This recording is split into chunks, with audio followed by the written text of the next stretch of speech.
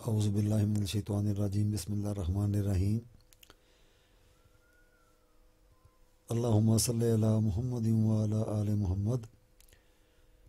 یہ عمل ایسے افراد کے لیے ہے جو یا تو بہت زیادہ بیماریوں میں الجھ گئے ہیں، نہ ڈاکٹروں کی سمجھ میں آ رہی ہے بیماری، نہ کسی طبیب کی سمجھ میں آ رہی ہے، اور نہ ہی روحانی کسی معالج کی سمجھ میں آ رہی ہے۔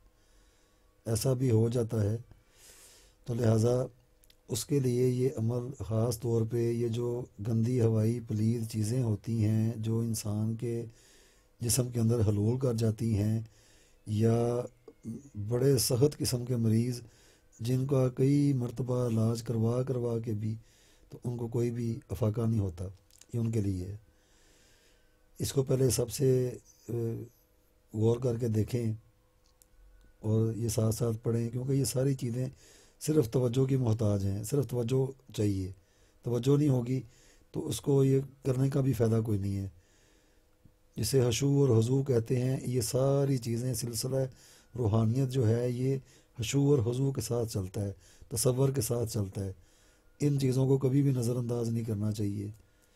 یہ آگے اگر جنتری میں سے سخت قسم کے وقت دیکھنے ہوں گے یا نرمی والے وقت دیکھنے ہوں گے تو یہ ان کے اندر بھی اس عمل کو کیا جا سکتا ہے۔ یہ پھر کچھ اور چیز بن جائے گی۔ یہ چیزیں ساتھ ساتھ اپ ڈیٹ ہوتی رہتی ہیں، یہ بنتی جاتی ہیں، جہاں تک کوئی لے کے جا سکے، جتنی اس کے اندر سکت ہو تو یہ ویسے ہی وہ چیز ادھر ہی چل پڑے گی۔ میرے اس عمل کے اندر بھی کسی قسم کی کوئی دنیا داری والی اجازت نہیں ہے، نہ کھانے پینے کی ہے، نہ کہیں پہ آنے جانے کی ہے۔ پرہیز شریعت کی ہوتی ہے، بس اس کے اوپر توجہ زیادہ دینی چاہیے۔ باقی دنیا داری میں کوئی کھا پی لیں، جیسے اکثر لوگ کہتے ہیں بڑا گوشت نہیں کھانا یا پیدائش والے گھر میں نہیں جانا، ایسا کچھ بھی نہیں ہے۔ یہ ایک عمل ہے بڑا سخت قسم کا۔ سختی سے مراد یہ دوسری چیزوں کے لیے سخت ہے، انسانوں کے لیے نہیں ہے۔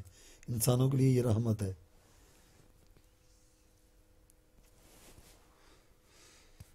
تو سب سے پہلے یہ درود شریف ہے، اس کو پہلے پڑھ دیا جائے۔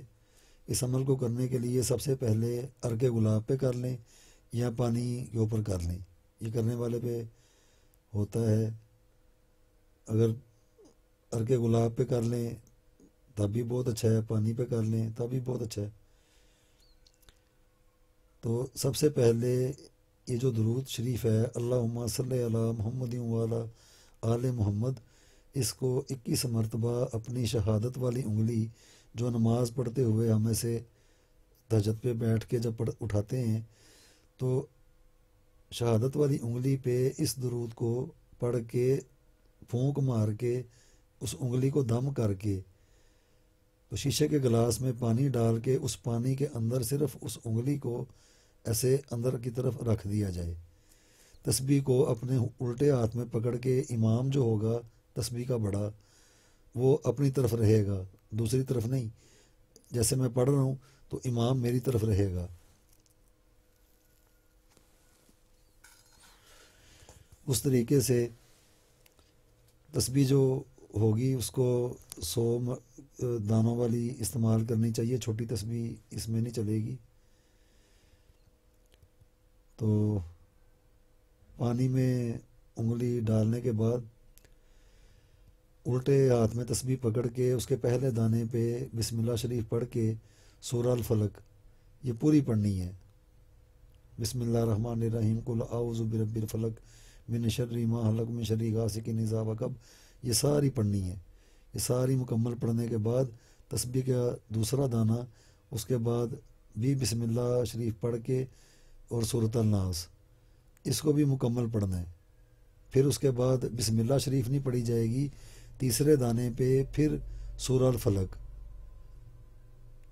اس کو پورا پڑھ لینے کے بعد چوتھے دانے پہ بسم اللہ شریف نہیں پڑھنی، صرف سورۃ الناس پڑھتے جانا ہے۔ یعنی کہ یہ ختم ہوئی، اس کو شروع کر لیں، یہ ختم ہوئی اس کو، یعنی کہ ایک دانے پہ یہ ہے، ایک دانے پہ یہ ہے۔ اس ترتیب سے پڑھتے اتنی دیر تک انگلی جو ہے وہ پانی کے اندر ہی رہے گی۔ بعض اوقات پڑھنے والے کو ایسا بھی محسوس ہوتا ہے کہ جیسے پانی ٹھنڈا ہو گیا ہے یا پانی گرم ہو گیا ہے، یا بعض اوقات ایسا لگتا ہے کہ پانی ہی نہیں ہے۔ ان باتوں کی طرف ذہن نہیں لے کے جانا، اپنے اس عمل کی طرف جو دھیان ہے اس کو رکھنا ہے۔ پانی نہیں ہے، پانی ٹھنڈا ہو گیا یا گرم ہو گیا، ان باتوں سے کچھ لینا دینا نہیں ہے۔ تو اس کو کرتے کرتے یہ جب تسبیح پوری مکمل ہو جائے گی تو اس پانی میں 3 پھونکیں ماری جائیں۔ زوردار سے مراد یہ نہیں کہ زور زور سے پھونکیں مارنی ہوتی ہیں، زور سے مراد جیسے ایک ہلکی پھونک ہوتی ہے، ایک ذرا تیز ہوتی ہے، وہ جو تیز والی ہے نا وہ 3 مارنی ہے۔ اس تصور اور احساس کے ساتھ کہ یہ بد نظری کے لیے اگر کوئی کر رہا ہے، یا کوئی گھر میں جنات ہیں، یا کسی کے اوپر جنات کا سایہ ہے، یا کوئی جادو ٹونا ہے، یا دیگر گندی ہوائی پلید چیزوں نے بسیرا کیا ہوا ہے اس گھر میں یا کسی ایک خاص شخص پہ، تو اس کے لیے اس عرق کو دم کرنے کے بعد اس کو وہ عرق پلایا جائے۔ 5 چمچ دے دیں، 6 چمچ دے دیں، 2، 1، جیسے بھی اس کی طبیعت کرتی ہو۔ اگر پانی ہے تو پانی چاہے وہ پورا گلاس پی لے، کیونکہ بعض کا ترکیات کسی بندے کو موافق نہیں آتے، تو پانی پہ اس کو لہذا کیا جائے۔ اس کو کر لینے کے بعد اگر گھر میں محسوس کو کرتا ہے کہ گھر میں لگتا ہے جیسے کوئی ادھر سے ادھر چلا گیا ہے، کوئی سایہ نما چیز محسوس ہوتی ہے، بعض خواتین کو یہ اکثر ایسا ہوتا ہے کہ جی نماز پڑھتے پڑھتے ایسا لگا جیسے ہمارے پیچھے سے کوئی گزر گیا ہے، یا گھر کا کوئی ایسا فرد ہوتا ہے جس کو یہ لگ رہا ہوتا ہے جیسے ہمیں کوئی دیکھ رہا ہے۔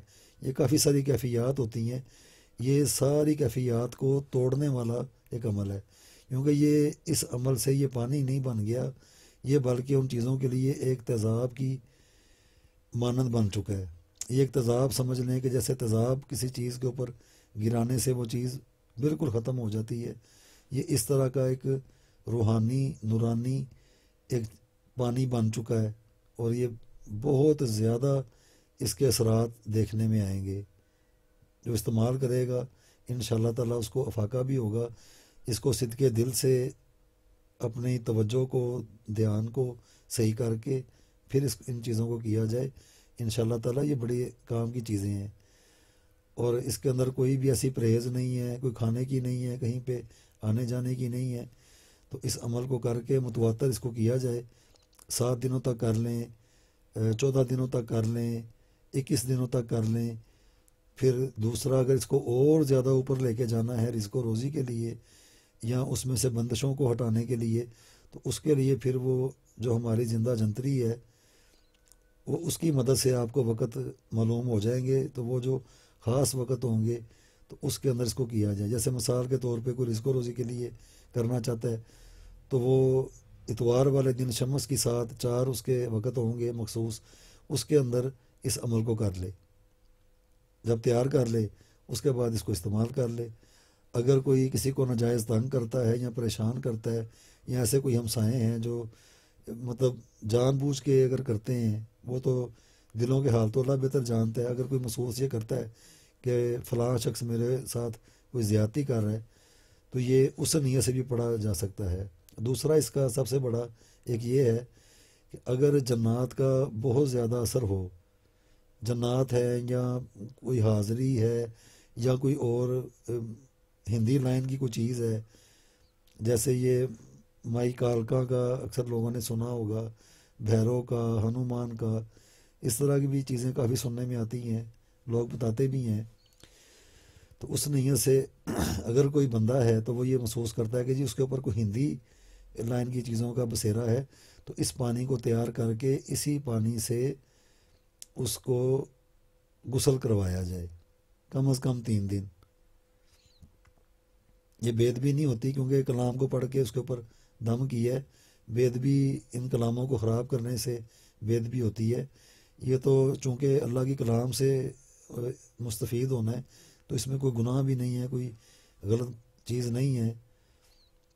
آگے دلوں کے حال اللہ بہتر جانتا ہے، جان بوجھ کے بھی اور سمجھ کے بھی بید بھی تو بالکل بھی نہیں کرنی چاہیے۔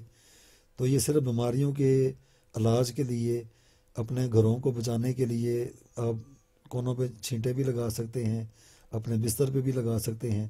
یہ بہت ایک زبردست قسم کا عمل ہے.